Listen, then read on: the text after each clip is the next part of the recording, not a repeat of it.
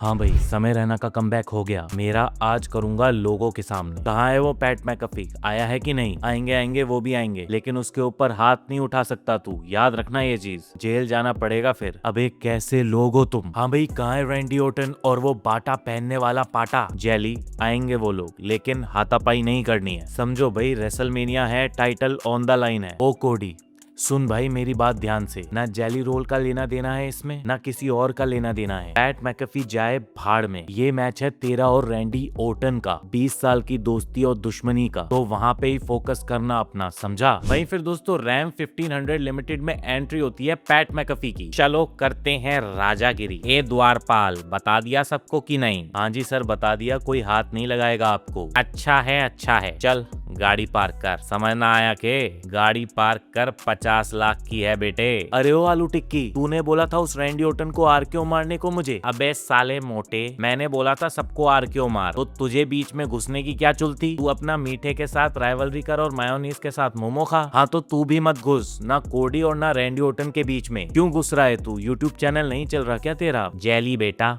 तुम बाहर से हो, बिजनेस को नहीं समझते हो। अबे आईना देख, तू अपने पीछे देख, समझा? कभी भी आरकेओ पड़ सकता है मोटे। अबे मोटा डाल दूंगा मैं, गुस्सा मत दिला मुझे। दिक्कत क्या है तेरी? अरे रुक जा भाई, हट जा मैग्नस साइड, लथाड़ दूंगा मैं इसको। अबे बाल वाले एडम पियर्स, इस गांजा बेचने वाले स्मगलर सिंगर को निकाल यहाँ से बाहर। दोस्तों शो की शुरुआत आज करती है रेया रिप्ली। आज वो आई थी ईओ स्काई का बदला लेने के लिए, और मैंने ही तो भेजा है। Never mind. फिर वहां पे दोस्तों ईओ स्काई भी आ जाती है और जेड के साथ में उनका मैच सेट हो जाता है, और रेया रिप्ली मेन इवेंट में उनके मैच से पहले बीफैप को जाके तोड़ देती हैं, और जाके फिर मिशन को भी तोड़ देती हैं कि इस बार जेड कारगिल अकेली होंगी। वहीं पे जब ईओ स्काई और जेड कारगिल का मैच होता है, वहां पे जेड कारगिल मैच को निकाल लेती हैं। एक तो ईओ स्काई को रेसलमेनिया में मैच नहीं मिला, और यहाँ पे भी जेड कारगिल ने मैच निकाल लिया। तभी वहां पे रेया रिप्ली आ जाती है और स्टेयर डाउन होता है दोनों रेसलमेनिया के कंटेंडर्स का। ओवरऑल कहानी तो चलानी है 2 हफ्ते, तो यही होगा। वहीं दोस्तों आज बेली और एलेक्सा ब्लिस के बीच में भी मैच होता है। इनकी स्टोरी को भी बस खींचा जा रहा है किसी तरीके से, रेसलमेनिया तक बस पहुंच जाए। मैच के अंदर शार्लेट जैकेट से डिस्ट्रैक्ट करती हैं बेली को। इस चक्कर में Alexa bliss roll up pin से मैच को निकाल लेती हैं। वहीं दोस्तों आज डैन उजैन का मैच भी होता है किट विल्सन के साथ में, जहां किट विल्सन टॉप रोप से कूदने वाले थे, लेकिन बद्दुआ लग जाती है, पीछे से पायरो होता है और नुन्नू टूट जाता है किट विल्सन का। वहीं मिज की आई पोक करके डैन उजैन वहां पे मैच को निकाल लेते हैं और बताते हैं कि डब्ल्यूडब्ल्यूई में जोकरों का करियर भी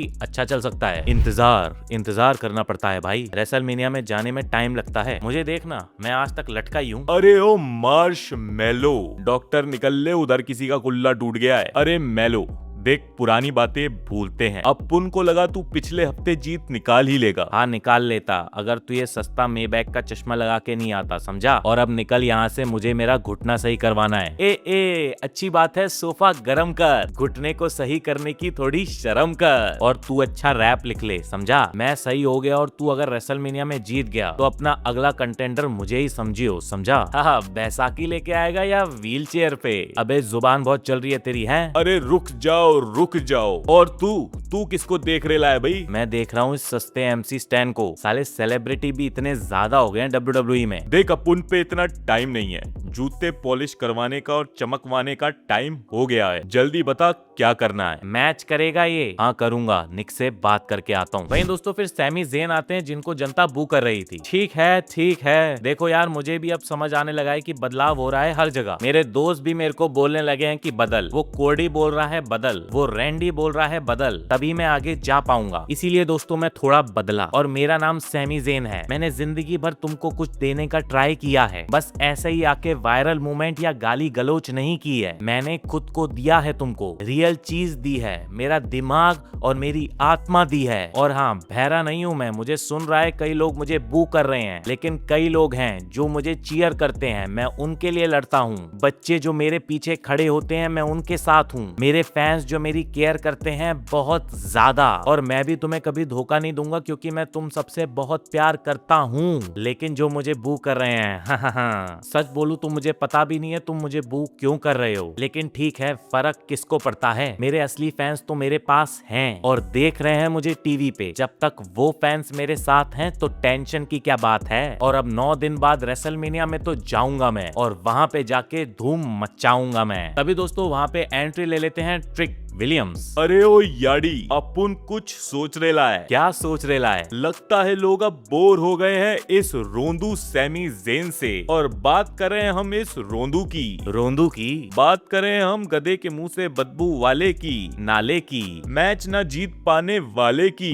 साले की। और सच ये है कि तेरी बदबू मैं टूथपेस्ट से खत्म करूंगा और रेसलमेनिया में अपने पहले मैच में तुझे नर्क में भेजूंगा, क्योंकि सच सबको पता है तू अपुन को पसंद नहीं करता है। नहीं करता है। तुझे लगता है अपुन डिजर्व नहीं करता है, लेकिन अपुन भी 20 साल तक रगड़ा है। अब कोई अच्छा बोले अपुन को या खस्ता, लेकिन है नहीं अपुन किसी भी तरह सस्ता। यूएस टाइटल भी अब अपुन का ही होना है और रेसलमेनिया में सैमी तेरा बस्ता बंद होना है, क्योंकि प्यार सबको ट्रिक विलियम्स से ही होना है। देख यही चीज है, प्यार नहीं करते ये लोग तेरे से, ये बस तेरे को लाइक करते हैं और करेंगे ही। दल्ला जो लगता है पुरानी फिल्मों का। मगर सच बात ये है, पहले तो ये चश्मा उतार कर बात कर बेटे। तू मुझे ऑरेंज बाल बोल या फिर ऑरेंज झाट बोल, लेकिन रेसलमेनिया में तुझे अंदर तक जाना पड़ेगा मुझे हराने के लिए। तब पता चलेगा तू जो बोलता है वो करता है या फिर सिर्फ भोंकता है। ए सैमी, तू इसका व्हाइट कोट ले ले, तू इसका सॉन्ग भी ले ले। सफेद जूते नहीं, उनको टच मत करना, मगर सब ले ले, लेकिन ट्रिक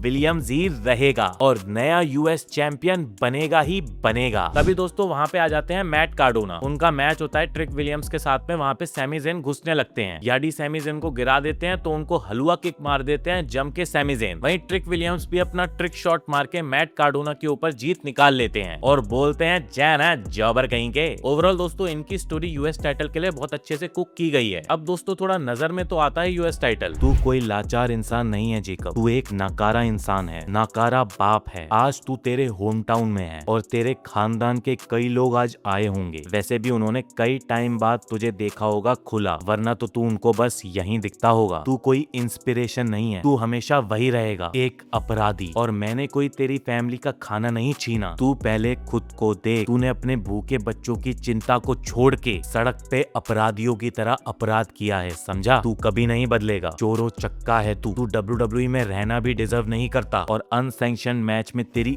ऐसी ठुकाई होगी कि तू वापस यहीं पहुंच जाएगा 4x4 के कमरे में। पता नहीं कैसे इन लोगों ने तुझे बरी कर दिया। मत मारी थी मेरी कि मेरा टाइटल तेरी वजह से चला गया, मेन इवेंट ले गया तू मेरा, और अब ये बहुत बड़ा उधार हो गया है तेरे पे। और बेटा अब रेसलमेनिया में तेरा जज भी मैं बनूंगा, तेरा एडवोकेट भी मैं बनूंगा और जल्लाद भी मैं ही बनूंगा। साला एक्टर ही है। जेकब जी क्या बोलना चाहेंगे आप? अरे ओ कैथी, ड्रू को नहीं मिलेगी सिंपैथी। आज है हम मेरे होम टाउन में और बना दूंगा सबको क्लाउन में। क्लाउन में? अबे जोकर तो तू खुद लग रहा है। साला कांड कर्म ही इतने करे हैं कि पूरे खानदान का नाम डुबा रखा है। हर कोई आके तेरी बेइज्जती के चक्कर में खानदान की बेइज्जती कर जाता है। देख सोलो, हम अपने बीच में सब सही कर सकते हैं। अरे अभी याद आया, यहीं पे तो तेरा दांत तोड़ा था। पता नहीं किसने तोड़ा था, लेकिन तोड़ा था। किसी ने तोड़ा था, लेकिन आज तक पता नहीं चला क्रिएटिव्स की झटका। लेकिन जेकब अगर ये फिर से हुआ ना तो शर्म की बात होगी, है ना टामा? क्या बोलेगा टामा? क्या बोलूं? हा निक से बात करते हैं, आज कुछ मचा के आते हैं। सो दोस्तों जेकब फाटू के उस इंसिडेंट को अभी तक WWE भूली तो नहीं है, लेकिन ये सस्पेंस तो अब कटप्पा को किसने मारा उससे भी ज्यादा बड़ा हो चुका है। और जैसे ही हम इसे भूलते हैं WWE फिर से याद दिला देती है। अब आप लोग कमेंट बॉक्स में बताओ कि ये कौन सा बंदा होना चाहिए जिसने जेकब फाटू पे अटैक किया था। वहीं आज दोस्तों रॉयस कीस का फाइनली रॉयल रंबल के बाद में WWE में डेब्यू होता है और उनका आज मैच रखा गया था बर्टो के साथ में। खैर WWE अभी रॉयस को बहुत ज्यादा डोमिनेटिंग नहीं दिखा रही है ओबा फेमी की तरह, तो WWE ओबा फेमी के लेवल पे रॉयस कीस को नहीं रखने वाली है। लेकिन दोस्तों काफी ज्यादा पोटेंशियल तो नजर आ रहा है रॉयस कीस में भी। रॉयस जी कैसा लग रहा है पहली जीत निकाल के अपने ही घर में? देखो यहीं पला बड़ा हूँ, यहीं बना हूँ और यहीं डेब्यू कर लिया, लेकिन अब आगे तक जाना है, दुनिया में नाम बनाना है। बहुत टाइम हो गया हमें मिले हुए, लेकिन याद रखना स्मैकडाउन पे चीजें हम चलाते हैं और तेरे लिए गेट हमेशा खुले हैं। वहीं आज दोस्तों फिर जेकब फाटू का मैच होता है टामा टोंगा के साथ में, जहाँ पे जेकब फाटू टामा टोंगा को हरा के मैच तो निकाल लेते हैं, लेकिन फिर वहां पे ड्रू मैकिंटायर जेकब के ऊपर अटैक करने के लिए आ जाते हैं। उनको चेन से बांध देते हैं और उनको धड़ाधड़ मारते हैं। क्लेमोर भी मार देते हैं और बेल्ट से भी बहुत मारते हैं। जेकब फाटू की फुल बेइज्जती कर देते हैं क्योंकि रेसलमेनिया में मैच भी तो हारना है। फिर दोस्तों अरीना के अंदर पैट मैकफी एंट्री लेते हैं और हिम्मत तो बंदे की देखो, आते ही सीधा मिडिल फिंगर दिखाने लगे जनता को। टीके उन्हें स्क्रिप्ट से लेके हाथ के मूवमेंट तक फुल आजादी दे रखी है पैट मैकफी को। कमाल है, मुझे बू कर रहे हो, मैं तो यहाँ हीरो बन के आया हूँ, तुम लोगों का मसीहा हूँ। तुम चीयर किसको करते हो? उस ढीले दिमाग के सीएम पंक को। सुना नहीं होगा ना तुम लोगों ने उसने मुझे क्या बोला था रॉ पे। तुम लोग तोमर साहब का वीडियो ही देख लेना, अंग्रेजी तो तुम्हें समझ नहीं आती, तुम अनपढ़। अनपढ़ तो वो सीएम पंक भी है। जरा सोचो तुम किन लोगों की बात कर रहा है वो पंक। उन लोगों की बात कर रहा है जो उससे ज्यादा इंपॉर्टेंट है इस कंपनी में, उससे ज्यादा फेमस है इस कंपनी में, और उसकी जांग जितना तो बाइसेप्स रखते हैं। और जरा देखना ध्यान से वो क्या पहन के आया था। WWE की जैकेट, WWE की टी शर्ट, WWE की चड्डी तक पहनता है वो। 280 चीजें बेच रहा है वो WWE शॉप पे। और एक बात बताओ, जब वो ये चीजें बेचता है और TKO का चेक लेके जाता है, क्या वो चेक उन गरीब परिवारों के पास जाता है जो टिकट अफोर्ड नहीं कर पा रहे, या जाता है उस इंसान के खाते में जो बोलता है माफ कर दो सऊदी वालों? ये साला फ्रॉड है, दोगला है, पॉलिटिकल बंदा है। बंदे पे पूरा दम था दुनिया बदलने का, लेकिन हड्डी के लिए इशारों पे नाच रहा है सबकी एक कुतिया की तरह। लेकिन मैं बदलाव लाने वाला बंदा हूँ, मैं हूँ असली इंसान। और टिकट नहीं बिक रही बोल रहा है मेन इवेंट करने वाला वो सीएम पंक। हाँ मान रहा हूँ मैं भी तेरी बात, क्योंकि रैंडी ओर्टन के अलावा और है ही क्या इस रेसलमेनिया में देखने लायक। तभी तो तुम अनपढ़ों का हीरो बनने आया हूँ मैं। ओ मोटे क्या हंस रहा है? एक थपेड़ा मारूंगा कान से खून निकल जाएगा। मैंने रैम ट्रक कंपनी वालों से बात की है, बोला उनसे इन भिखारियों के लिए 25% टिकट का पैसा आप दे दोगे क्या? उन्होंने कहा हाँ दे देंगे इन भिखारियों के लिए। तो सैटरडे नाइट की टिकट मैंने करवा दी है तुम्हारे लिए सस्ती। तुम गरीब अनपढ़ों के लिए जाओ खरीद लो गरीबो। ये गरीब इसकी, लेकिन संडे की टिकट नहीं करवाऊंगा डिस्काउंट पे। मत जाना उस सीएम पंक का मेन इवेंट देखने तुम, क्योंकि सैटरडे को ही रैंडी ओर्टन ये धंधा बचा लेगा 15 टाइम वर्ल्ड चैंपियन बन के, और तोड़ के साइड करेगा वो उस WWE की कठपुतली को। तभी दोस्तों वहां पे आ जाते हैं कोडी रोड्स। वो पैट,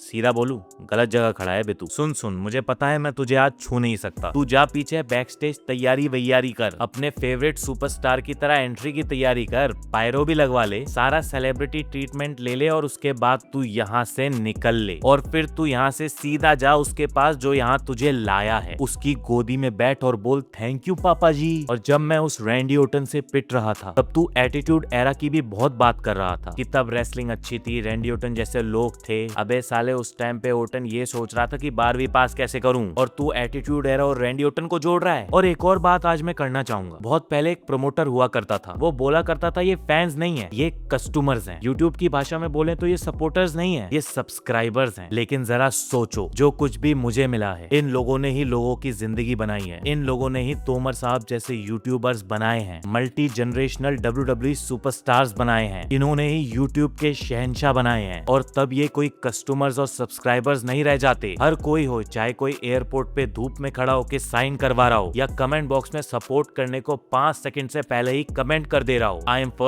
फर्स्ट करके, या फिर इन बच्चों की तरह जो फ्रंट रो में बैठ के चीयर कर रहे हैं, या उस अननोन बॉय की तरह जो बिना पैसे लिए तोमर साहब का टेलीग्राम चैनल भी चला रहा है। ये मेरे लिए कोई कस्टमर्स या सब्सक्राइबर्स नहीं है, ये मेरी फैमिली है। और पैट, मैं तेरे लिए भी एक गिफ्ट लाया हूँ, एक सच बात का गिफ्ट। और ये एक ऐसी सच बात है जिसमें पूरा WWE यूनिवर्स मानेगा ही मानेगा। बात यह है कि रैंडी ओर्टन को सब देखना चाहते हैं रेसलमेनिया में, लेकिन इस पूरी दुनिया के लोग पैट मैकफी को नहीं देखना चाहते रेसलमेनिया में। घर जा पैट। अबे मैं घर में ही हूँ अनपढ़ो, मैं पैदा हुआ था इस बिजनेस में आने के लिए। तू तो नेपोटिज्म है जो इस बिजनेस में ही पैदा हुआ था। चांदी का चमचा लेके चमकीले चैंपियन, पूरा का पूरा नकली है तू। डाई लगा के बाल बनाए हैं, नकली दांत लगाए हैं, नकली होठ चिपकाए हैं, और सूट पहन के तो ऐसे आया है जैसे इसकी बैंड का बिया हो। तू बस एक नकली चैंपियन है जो कि खत्म हो जाएगा रेसलमेनिया में रैंडी ओर्टन के हाथ से। और सीधी बात है, अगर रैंडी ओर्टन 15 टाइम चैंपियन नहीं बना तो मैं भी इस धंधे से बाहर हो जाऊंगा हमेशा के लिए। अरे पैट, ये चश्मा उतारेगा? ओ नहीं उतार पाएगा। चरस का नशा करके जो आया है। लगता है तू भूल गया वो वक्त जब 3 साल तक उस अनाउंसर टेबल पे खड़ा होके ईट ईट कर रहा था। तब पसंद आ रहा था बिजनेस, अब पसंद नहीं आ रहा तुझे? या फिर तू थक गया है, नींद आ रही है तुझे? इतनी ही नींद आ रही है तो ऐसा करते हैं, गुंथर को बेच देता हूँ मैं, सुला देगा तुझे हमेशा के लिए। वैसे भी सबका रिटायरमेंट टूर करवा रहा है। अरे ओ कोडी, कहाँ जा रहा है? फिर भाग गया? साले हर जगह से भागता ही रहता है स्टारडस्ट। कहाँ जा रहा है? ट्रिपल एच के ऑफिस में उसका मुंह में लेने, ताकि तुझे और मौका मिले पॉलिटिशियन कहीं के। आ जाना, थोड़ा नाच के दिखा दे नई नई मेंबरशिप बेचने के लिए तोमर साहब की, या फिर यही बता दे टेस्ट कैसा है उस ट्रिपल एच का। दोस्तों अब इतना सुनने के बाद तो कोडी रोड्स को रिंग में घुसना ही था। अरे ओ कोडी पीछे तो देखो जरा इस नशेड़ी का कैसे पड़ा है नशे में। अरे रुक जा, मैं अरीना में लेके आता हूँ इस क्रीम रोल को। फिर दोस्तों रिंग में आने के बाद रैंडी ओटन कोडी रोड्स के ऊपर अटैक कर देते हैं। वहीं जेली रोल वापस खड़े होते हैं लेकिन वापस गिरा दिए जाते हैं। वहीं उसके बाद रैंडी ओटन कोडी रोड्स को टाइटल से मार देते हैं और पैट मैकफी को टाइटल देके उनके साथ में निकल लेते हैं। और दोस्तों वैसे भी मैंने आप लोगों को बोला था कि WWE टाइटल तो पैट मैकफी को ही जीतना है। देखो दोस्तों, वैसे मेरे को पैट मैकफी वाला ये मूव बिल्कुल पसंद नहीं आया था, लेकिन जिस तरीके का पैट प्रोमो दे रहे हैं, नो डाउट वो बहुत ही अच्छा था। आज अब गलतियों को सुधारने के लिए स्मैकडाउन को थोड़ा तो अच्छा बनाया है WWE ने। बढ़िया यार, आज का धंधा और रेटिंग दोनों बढ़ा दी हमने। और 15 टाइम वर्ल्ड चैंपियन भी बनेगा रैंडी रेसलमेनिया में, और ये टाइटल भी अब मैं रख रहा हूँ। और सुनो कस्टमर्स और सब्सक्राइबर्स, सायोनारा।